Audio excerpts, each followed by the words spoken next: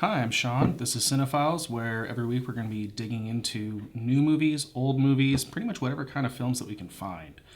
The first movie that we're going to have for you today is, dubiously enough, Terminator Genisys. The time John sent you to, it no longer exists. Everything's changed.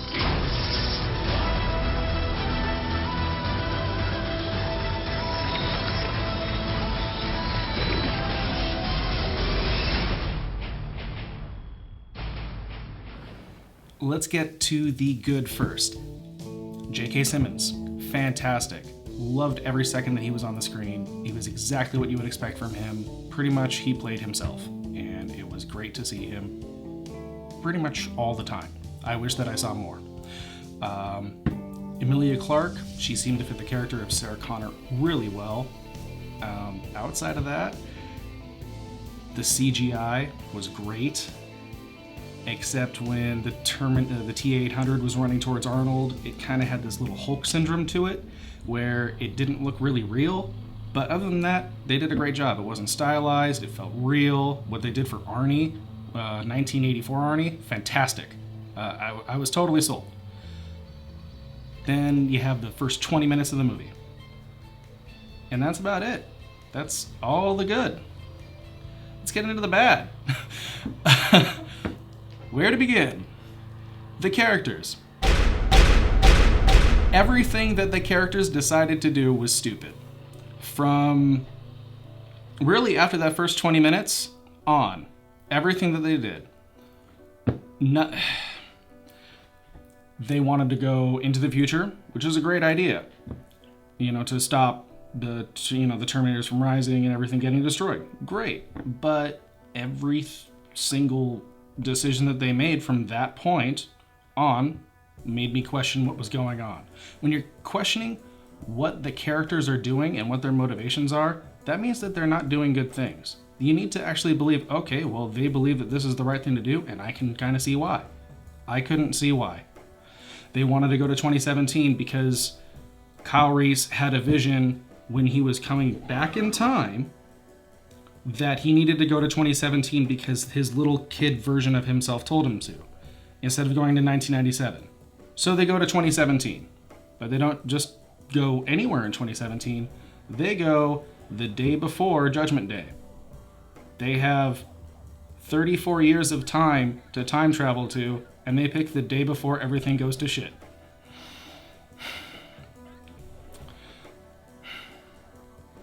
Speaking of that kid,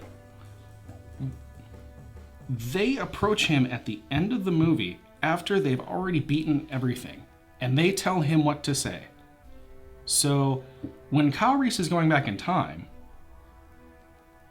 and his little kid self tells him what the plot of the movie is, isn't that a paradox? Because he needs to go back in time, and then he needs to tell Emilia Clarke to go to 2017, and then they need to beat, Skynet, and then he needs to tell himself, who then tells himself to go back in time to go forward to 2017. So is it a closed loophole? I don't know. Arnold Schwarzenegger apparently went back into Sarah Connor's childhood and saved her from a T-1000 that we don't know who sent him back. We don't know who sent the T-1000 back. We also don't know how a T-800 was able to kill a T-1000 in a lake. He had a Gatling gun apparently in the flashback. But I would have liked to see a little bit more of that. What other negatives are there? There was no chemistry at all between Emilia Clarke and Jai Courtney. None. I didn't believe it for a second. I didn't believe a single thing that was coming out of his mouth. It sounded like he was reading off of a script. The whole movie.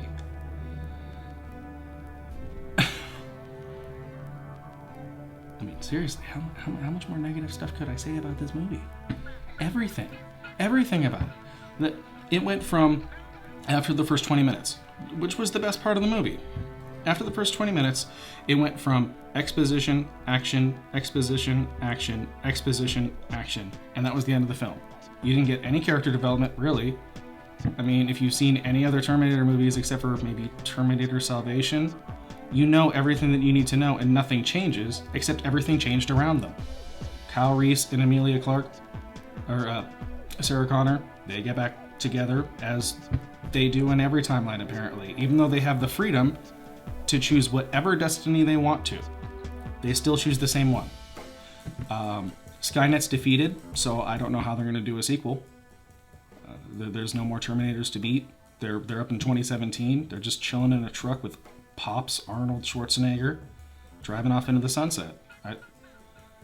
I can't see how this is supposed to be a new series, even though they've been talking about how they want to make this a new trilogy, an ongoing thing.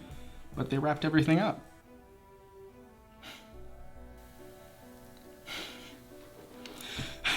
The action was okay. Oh, another terrible thing about this film. The marketing. Everything to do with the marketing. The first trailer was alright. The second trailer gave away the entire movie. If you've seen that trailer, you've pretty much seen the movie, or at least all the good parts. John Connor is now a Terminator, and he was turned into a Terminator by Matt Smith, also known as Skynet. You might know Matt Smith from the last few seasons of Doctor Who if you watch it. I don't understand the motivations of any of the characters. Why did Skynet choose to turn John Connor into a Terminator right after he sends Kyle Reese back in time to stop the Terminators?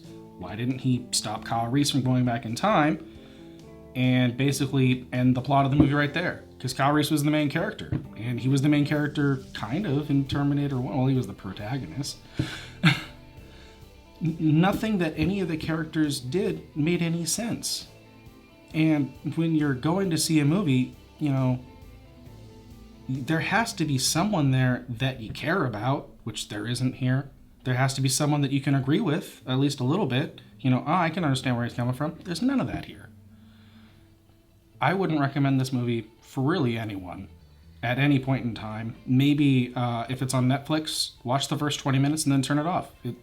You'd probably think that it was pretty good. For my personal rating, I would give this a D+. But that's everything. So if you like what you see, please click here to subscribe. And we'll be back next week with another review of something else.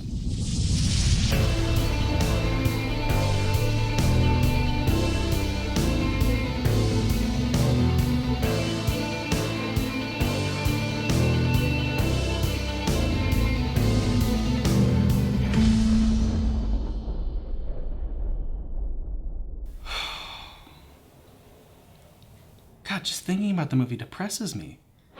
Like, I sat there for an hour and, 45 minutes? And the only good things about it were a side character and the first 20 minutes of a film.